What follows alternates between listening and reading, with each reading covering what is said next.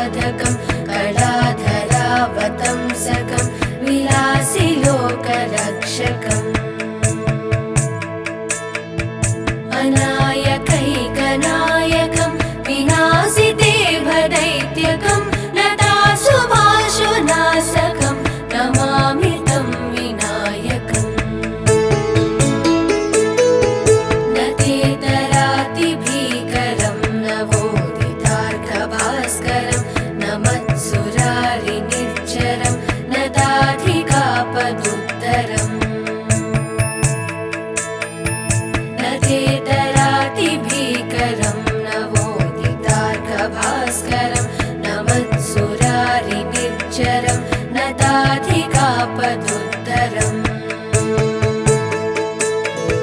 सुरेश्वरं निधीश्वरं गजेश्वरं गणेश्वरं महेश्वरं तमाश्रये परात्परं निरन्तरम्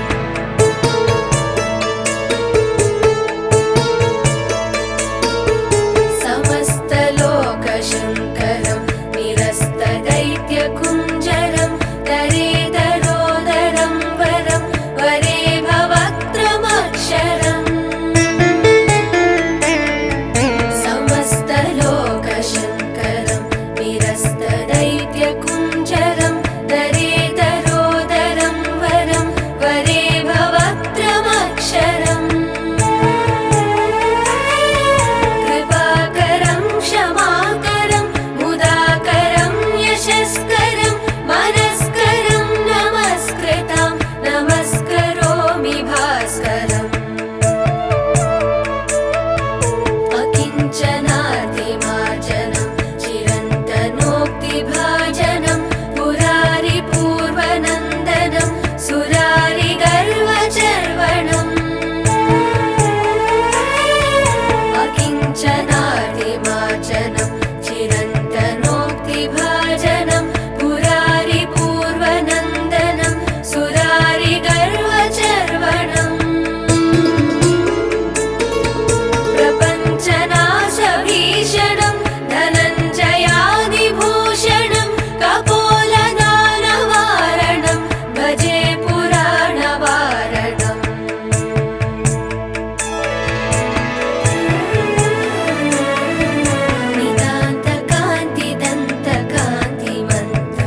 नितान्तकान्तिदन्तकान्तिमन्तकान्तिकात्मजम् अचिन्त्यरूपमन्तहीनमन्तराय कृन्तनम्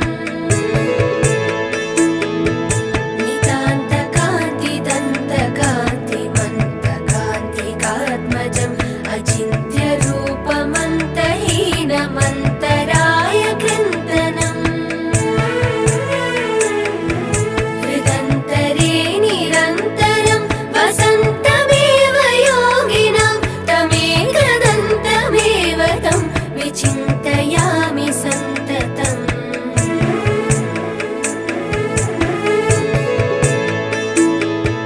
महागणेश पञ्चरत्नमादरेण योन्वहं प्रजल्पति प्रभातके हृदि स्मरन् गणेश्वरम्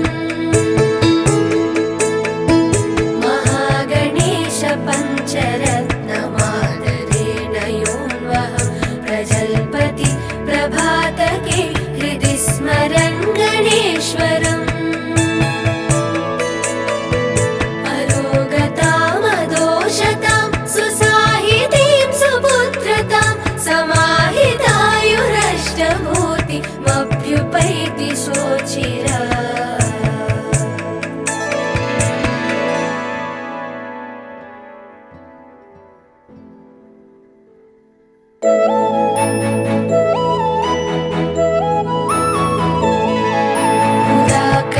मुदाकरात्तमोदकं सदा विमुक्तिसाधकं कलाधरावतंसकं विलासि लोकरक्षकम् मुदाकरात्तमोदकं सदा विमुक्तिसाधकं कलाधरावतंसकं विलासि लोकरक्षकम् अनायकैकनायकं विनाशिदेवदैत्यकं लताशु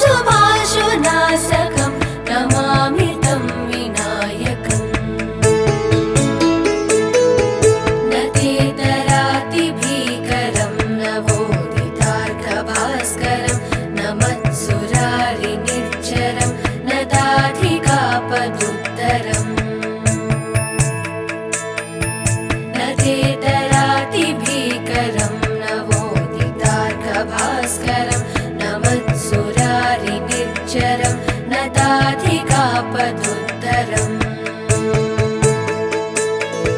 सुरेश्वरं निधीश्वरं गजेश्वरं गणेश्वरं महेश्वरं तमाश्रये परात्परं निरन्तरम्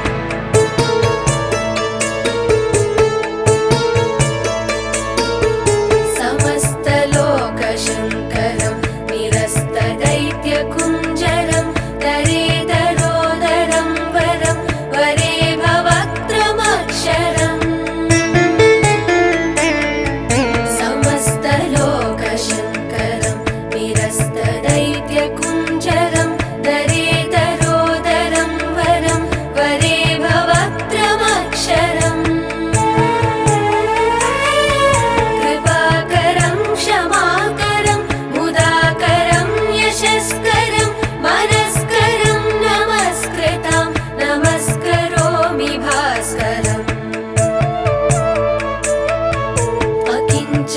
अकिञ्चनातिमार्जनं चिरन्तनोक्तिभाजनं पुरारिपूर्वनन्दनं सुरारिगर्वचर्वणम् अकिञ्चनातिमार्जनं चिरन्तनोक्तिभाजनं पुरारिपूर्वनन्दनं सुरारिगर्वचर्वणम् प्रपञ्चनाशभीषणं धनञ्जयादिभूषणं कपोलदानवारणं भजे पुराणवारणम्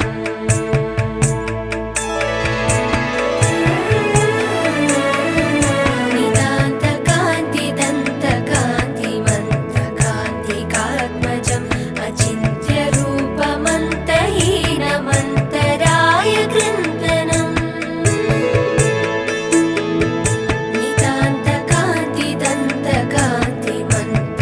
नितान्तकान्तिदन्तकान्तिमन्तकान्तिकात्मजम् अचिन्त्यरूपमन्तहीनमन्तराय कृन्तनम् हृदन्तरे निरन्तरं वसन्तमेव योगिनां तमेकदन्तमेव तं विचिन्तयामि सन्ततम्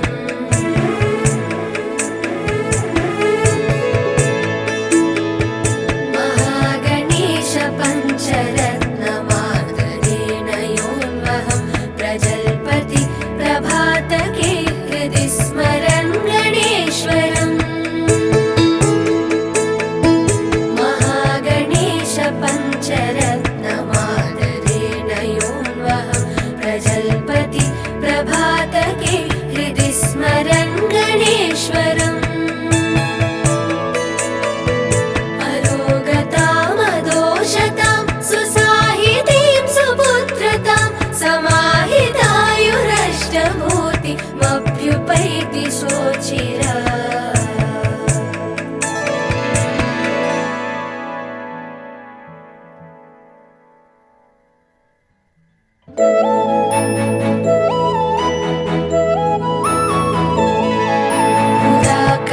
मुदाकरात्तमोदकं सदा विमुक्तिसाधकं कलाधरावतंसकं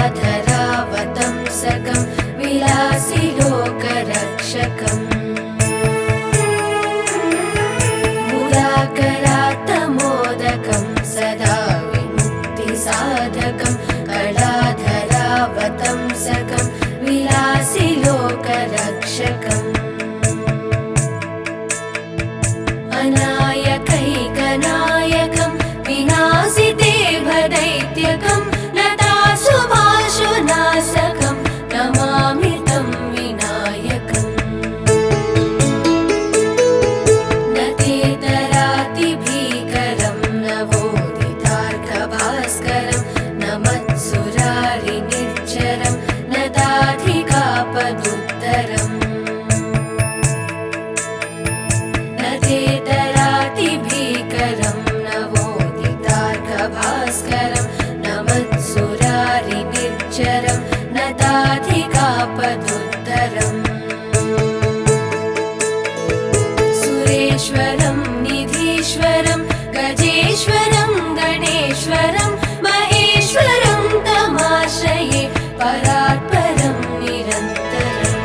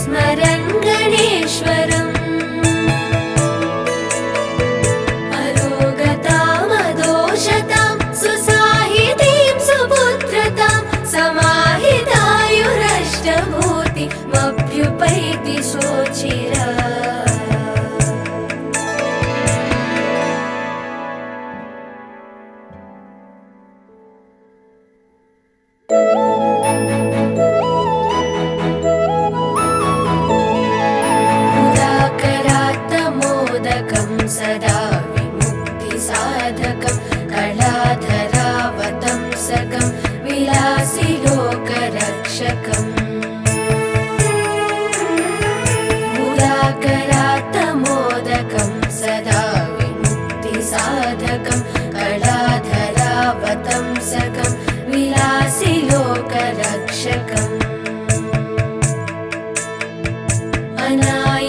अनायकैकनायकं विनाशितेभदैत्यकं लताशुभाशुनाशकं नमामि तं विनायकम् न तेतरातिभीकरं नवोदितार्कभास्करं न मत्सुरारिनिर्झरं न दाधिकापदुत्तरम् तेतरातिभीकरं नवोदितार्कभास्करं न मत्सुरारिनिर्झरं न दाधिकापदुत्तरम् सुरेश्वरं निधीश्वरं गजेश्वरं गणेश्वरं महेश्वरं तमाश्रये परात्परं निरन्तरम्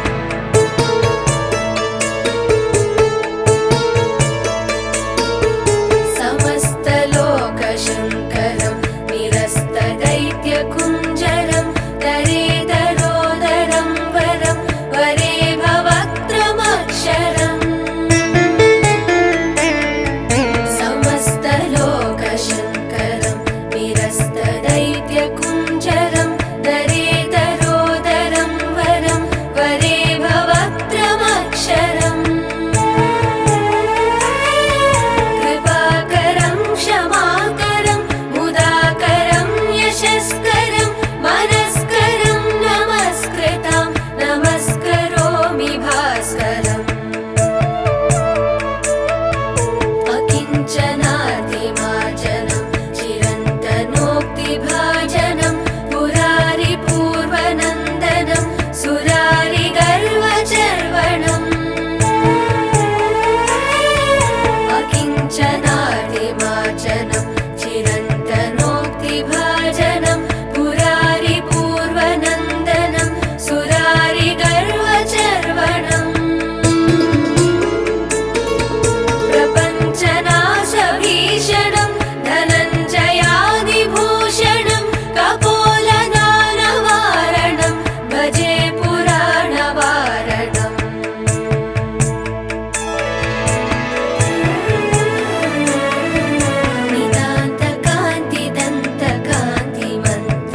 नितान्तकान्तिदन्तकान्तिमन्तकान्तिकात्मजम् अचिन्त्यरूपमन्तहीनमन्तराय कृन्तनम्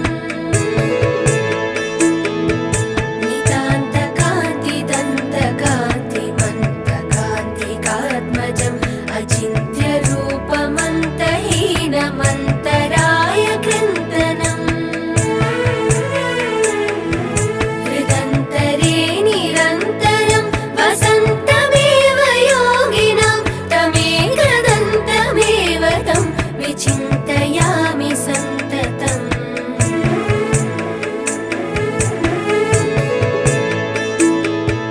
महागणेश पञ्चरत्नमादरेण योन्वहं प्रजल्पति प्रभातके हृदि स्मरन् गणेश्वरम् महागणेश पञ्चरत्नमादरेण योन्वहं प्रजल्पति प्रभातके हृदि स्मरन् गणेश्वरम् अरोगतामदोषतां सुसाहितीं सुपुत्रतां समाहितायुरष्टभूतिमभ्युपैति शोचिरा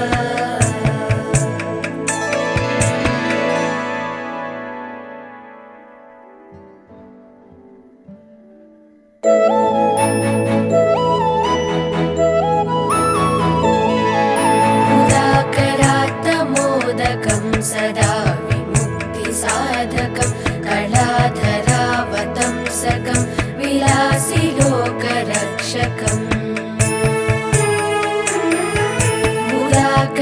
मुदाकरात्तमोदकं सदा विमुक्तिसाधकं कलाधरावतं सकं विलासि लोकरक्षकम् अनायकैकनायकं विनाशितेभदैत्यकं लताशुभाशुनाशकं नमामि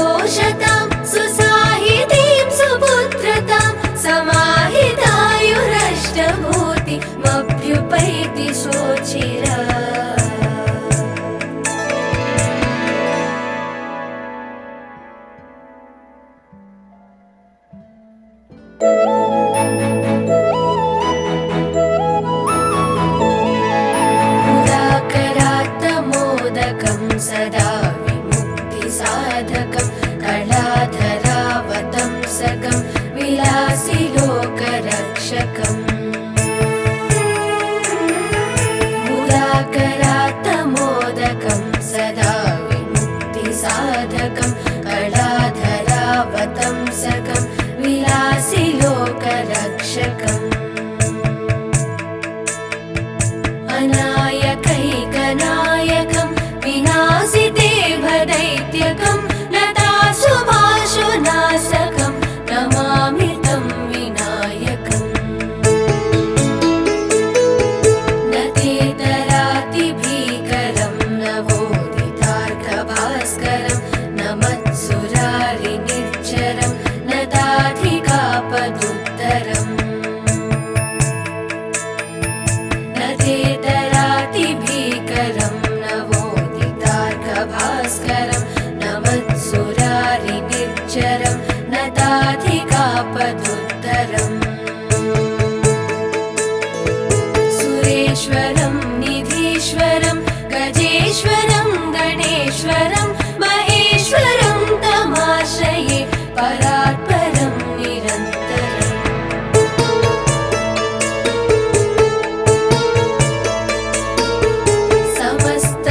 समस्तलोकशङ्करं निरस्तदैत्यकुञ्जरं दरेदरोदरं वरं वरे भवक्त्रमक्षरम्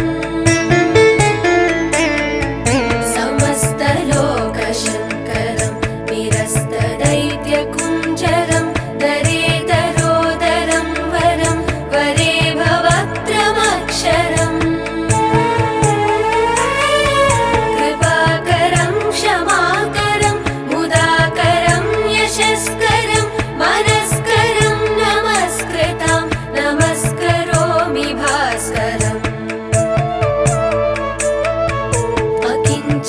अकिञ्चनातिमार्जनं चिरन्तनोक्तिभाजनं पुरारिपूर्वनन्दनं सुरारिगर्वचर्वणम् अकिञ्चनातिमार्जनं चिरन्तनोक्तिभाजनं पुरारिपूर्वनन्दनं सुरारिगर्वचर्वणम्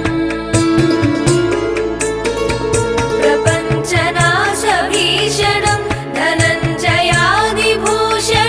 कपोलदानवारणं भजे पुराणवारणम्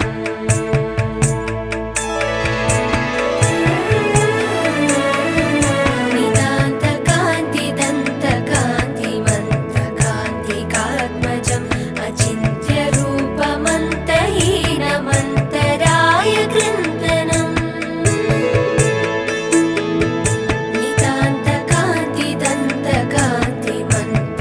नितान्तकान्तिदन्तकान्तिमन्तकान्तिकात्मजम् अचिन्त्यरूपमन्तहीनमन्तराय कृन्तनम् हृदन्तरे निरन्तरं वसन्तमेव योगिनां तमेकदन्तमेव तं विचिन्तयामि सन्ततम्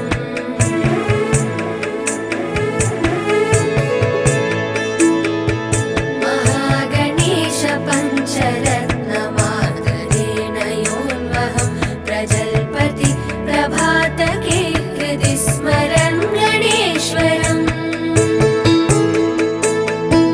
महागणेश पञ्चरत्नमादरेण योन्वहं प्रजल्पति प्रभातके हृदि स्मरन् गणेश्वरम्